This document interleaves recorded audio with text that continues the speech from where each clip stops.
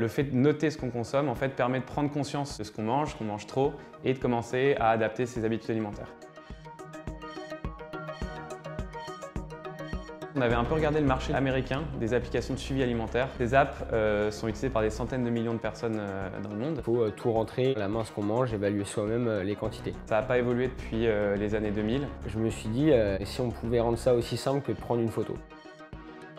On a commencé par faire des premiers algorithmes au début avec seulement 6 aliments. On était super contents parce que quand on prenait en photo notre assiette, ça disait frites. Bon, après, on s'est rendu compte qu'en fait, l'algo disait frites tout le temps. On a commencé à augmenter le nombre d'aliments qu'on pouvait reconnaître. On allait chercher des images sur Internet. Le problème de ces images, c'est qu'en fait, elles sont un peu trop belles. Et là, on a commencé à se dire, OK, il faut commencer à introduire des images de nos utilisateurs, de la vraie vie, pour améliorer nos algos.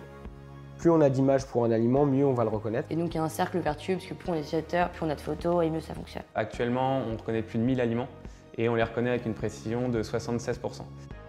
Début 2017, on se dit il faut qu'on arrête de se focaliser sur la tech. Et qu'on crée un vrai produit et surtout qu'on crée un produit grâce au retour des utilisateurs. Ils s'en foutent que tu reconnaisses bien les aliments. Ce qu'ils veulent juste, c'est que tu leur rendes service. Et en général, c'est pour atteindre leurs objectifs de santé, c'est pour atteindre leurs objectifs de poids. En fait, l'utilisateur peut parfois être bloqué dans son utilisation si tu lui expliques pas pourquoi est-ce qu'il donne ces infos. Mais aussi leur faire comprendre qu'on ne va pas les exploiter à des fins commerciales. Et ça, c'est un travail sur lequel on bosse beaucoup avec justement les équipes de Facebook.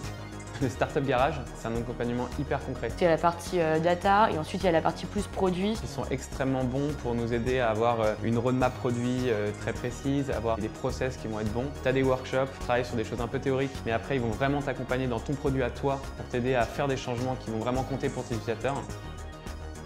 Notre mission en fait, c'est vraiment de transformer Foodvisor en un coach nutritionnel personnalisé. Qui aide donc des milliers, des millions de personnes à changer leur habitude alimentaire au quotidien.